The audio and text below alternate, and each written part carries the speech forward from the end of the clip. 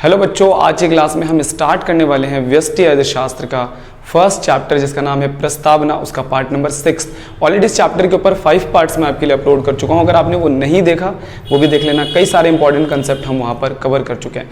आज की क्लास के अंदर इस चैप्टर का एक और बहुत ही इंपॉर्टेंट कंसेप्ट मैं आपके साथ डिस्कस करने वाला हूँ। तो चलिए आइए स्टार्ट कर रहे हैं हम इसका आज पार्ट नंबर 6।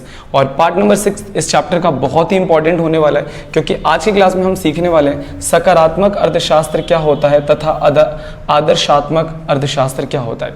तो दो बातें हम लोग सीखेंगे, सकारात्मक और आदर्शात्मक अर्थशास्त्र में क्या अंतर होता है। तो सबसे पहले इस स्लाइड में मैंने लिखा हुआ है सकारात्मक अर्थशास्त्र क्या होता है। सकारात्मक अर्थशास्त्र वो होता है जो बिल्कुल सच्चाई के ऊपर होता है और जिसका प्रूफ हमारे पास अवेलेबल होता है, ठीक है। और आदर्शात्मक अर्थशास्त्र वो होता है जो हम चाहते हैं लेकिन इसका प्रूफ हमारे पास नहीं होता, लेकिन हम अंदाजा लगाते हैं कि हम ये काम करें तो हमें ये रिजल्ट मिल सकता है, ठीक है। आइए एक एक करके हम इनके ऊपर डिस्कशन करते हैं। सबसे पहले सकारात्मक अर्थशास्त्र का मतलब क्या है।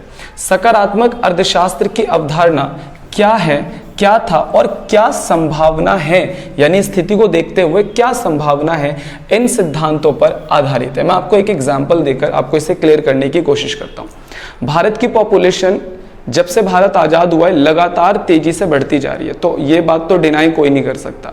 तो भारत की पॉपुलेशन बहुत तेजी से बढ़ती जा रही है, ठीक है, ये बिल्कुल सच बात है।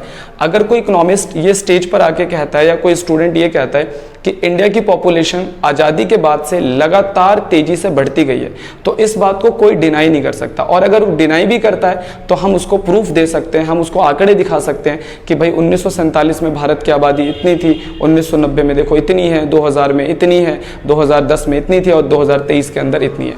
यानी कि पॉपुलेशन लगातार क्या हुई है, बढ़ी है, ठीक है। यानी इसका हमारे पास प्रूफ है कि क्या है, ठीक है। इसके अलावा हम ये भी बोल सकते हैं कि भारत की आबादी बहुत पहले से ही लगातार बढ़ती आ रही है, हम इसका भी प्रूफ दे सकते हैं, ठीक है। और क्या संभावना है, और इसको देखते हुए जब पिछले कई सालों में हमारी पॉपुलेशन कम नहीं हुई तो अब कैसे कम हो सकती है, तो इसे देखते हुए अंदाजा लगाया जा रहा है कि भारत की पॉपुलेशन आने वाले वर्षों में भी बढ़ती ही जाएगी। तो इसे हम लोग कहते हैं अर्थशास्त्र का सकारात्मक अर्थशास्त्र। क्लियर हुआ। सकारात्मक अर्थशास्त्र जो होता है वो सिद्धांतों पर आधारित होते हैं, यानी सच्चाई पर आधारित होते हैं, ठीक है। इसी तरीके से मैं बोलता हूं कि ज्यादातर ऐसा देखा गया है कि जब हम कीमतों को कम करते हैं तो मांग क्या हो जाती है, बढ़ जाती है। यानी आप जब चीजें सस्ती करते हो तो लोग उसको ज्यादा खरीदना शुरू कर देते हैं। और इस बात को हम प्रूफ भी कर सकते हैं क्योंकि ज्यादातर चीजों के साथ ऐसा होता है, ठीक है। तो इसे हम लोग कहते हैं सकारात्मक अर्थशास्त्र, ठीक है। उदाहरण के लिए भारतीय अर्थव्यवस्था में कीमतें लगातार बढ़ रही है, इस बात को कोई डिनाई नहीं कर सकता है।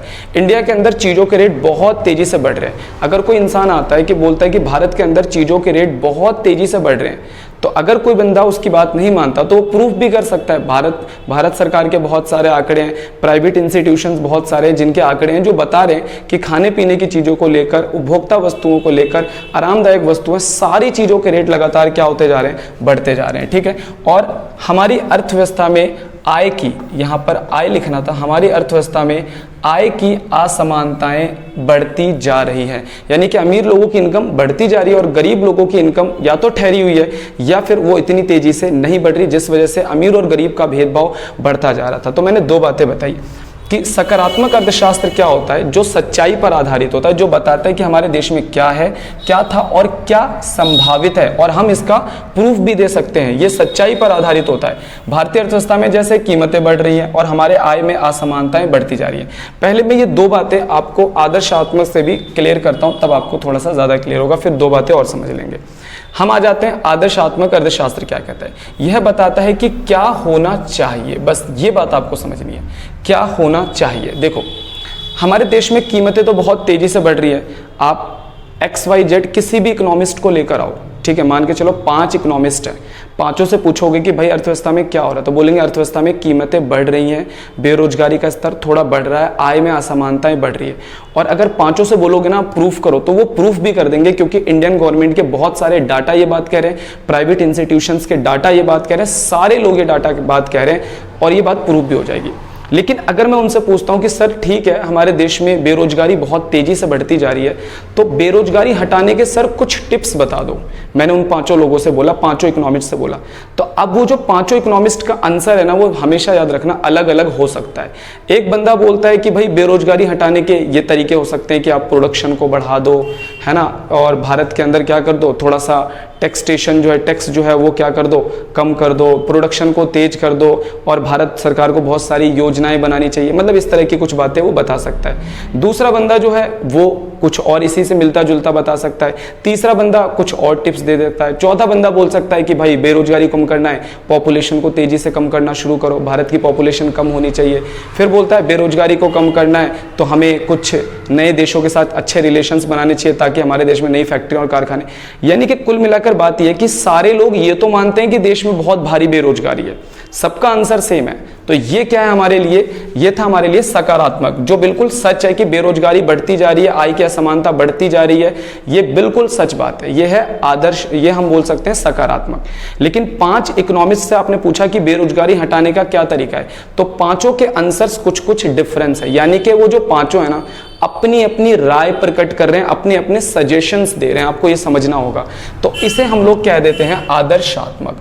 अगर हम उनसे बोलेंगे कि सर आप ये बोल रहे हो कि पॉपुलेशन कम करने से बेरोजगारी दूरी हो जाएगी, आप इसका प्रूफ दो, तो वो समझा तो सकता है लेकिन ऐसा कोई प्रूफ नहीं दे सकता, क्योंकि इससे पहले हमारे देश में ऐसा कुछ नहीं हुआ है। ठीक है, तो याद रखना कि आदर्शात्मक का जो है एक सजेशन होता है, ये बंदे की राय होती है और इसका हमारे पास प्रूफ नहीं होता।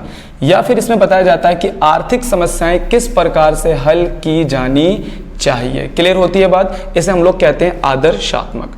ठीक है, भारत की बढ़ती कीमतों को नियंत्रित करने के उपाय करने चाहिए, आय की असमानता को कम किया जाना चाहिए। देखो कोई भी प्रॉब्लम होती है, अगर वो प्रॉब्लम सच है तो उसे निवारण करने का जो तरीका हर बंदे का अलग अलग हो सकता है। तो वो जो निवारण करने के लिए तरीके बताए जाते हैं उन्हें हम कहते हैं आदर्शात्मक अर्थशास्त्र। क्योंकि इन चीजों को अभी तक प्रयोग में नहीं लाया गया, इन सजेशंस को अपने देश के ऊपर, तो हम अभी क्लियर कट नहीं बता सकते कि इसे लागू करने से ऐसा ही होगा, इसलिए हमारे पास इसका प्रूफ नहीं होता, हमारे पास इसके आंकड़े नहीं होते हैं। ठीक है, नेक्स्ट नंबर पे अब देखो, 2 बातें मैंने अर्थ भी समझाया, उसका उदाहरण समझाया। अब यहाँ पर जांच समझना, इसकी वास्तविक आंकड़ों से जांच की जा सकती है। आय में असमानता बढ़ रही है, कीमतें लगातार बढ़ रही है, तो आप इसकी जांच कर सकते हो, कोई दिक्कत नहीं है। मतलब आपके पास डाटा अवेलेबल है, ये तो भारत सरकार के आंकड़े भी कह रहे हैं। इसकी जांच, इसकी वास्तविक आंकड़ों से जांच नहीं की जा सकती है, इसकी वास्तविक आंकड़ों से जांच नहीं की जा सकती है। ठीक है, अगले नंबर पे है इसका उद्देश्य। इसका उद्देश्य आर्थिक गतिविधियों की वास्तविक व्याख्या करना, कि मतलब क्या चल रहा है देश में। जैसे बेरोजगारी बढ़ती जा रही है, आय की असमानता बढ़ती जा रही है, ठीक है, देश के अंदर निर्धनता बढ़ रही है, देश में जो है पॉपुलेशन बहुत तेजी से बढ़ती जा रही है, तो ये वो इस चीज को बताता है। ठीक है, आर्थिक समस्याओं की क्या करता है, व्याख्या करता है। जबकि दूसरी तरफ अगर हम समझे तो ये क्या करता है, इसका उद्देश्य आदर्श निश्चित करना होता है। भाई अगर देश में पॉपुलेशन बहुत तेजी से बढ़ रही है तो क्या स्टेप लेने चाहिए, मतलब हम क्या कर सकते हैं, वो सजेशंस, वो जो उपाय हमारे पास हैं, उनको हम लोग क्या कहते हैं, आदर्शात्मक अर्थशास्त्र के नाम से जानते हैं। अगले नंबर पे आता है सुझाव। यह तथ्य पर आधारित होता है। किसके ऊपर आधारित होता है, मतलब कि सच्चाई, बोले तो फैक्ट्स के ऊपर आधारित होता है। जबकि दूसरी तरफ मैं उसकी बात करूं तो ये किसके ऊपर होता है, सजेशंस के ऊपर होता है। यानी कि जो बंदे अपने सजेशंस देते हैं विचारों पर आधारित होता है। तो बच्चों ये बहुत ही इंपॉर्टेंट टॉपिक है, एग्जाम के अंदर आ जाता है। ठीक है, कि हमारे एग्जाम में आ जाता है सकारात्मक और आदर्शात्मक अर्थशास्त्र में क्या अंतर है। अगर सिर्फ सकारात्मक पूछता है तो ये लिख दो, आदर्शात्मक पूछता है तो वो लिख दो। सकारात्मक और आदर्शात्मक पूछता है तो एक तरफ आप सकारात्मक का डब्बा बनाओ, दूसरी तरफ आदर्शात्मक का बनाओ। ठीक है, सकारात्मक के कितने पॉइंट पढ़ा दिए मैंने, 1 2 3 4 और 5। बिल्कुल इसके क्रॉसपोंडेंट ही 5 पॉइंट मैंने किसके बताए हैं, आदर्शात्मक के। तो बच्चों बहुत ही इंपॉर्टेंट टॉपिक है और एग्जाम के अंदर बार बार पूछे जाने वाला टॉपिक है, तो अच्छी तरीके से इसे नोट कर लेना। ठीक है, और अच्छी तरीके से इसे पढ़ लेना, एग्जाम के अंदर इसके आने के चांसेस बहुत ज़्यादा है। ठीक है, आप इसे नोट भी कर सकते हो। एक ये स्लाइड है और दूसरी ये वाली स्लाइड है। ठीक है, तो आप इसे नोट भी कर सकते हो। तो बच्चों आज की क्लास के अंदर इतना ही। अगली क्लास के अंदर एक और नया टॉपिक मैं आपका स्टार्ट करवाऊंगा।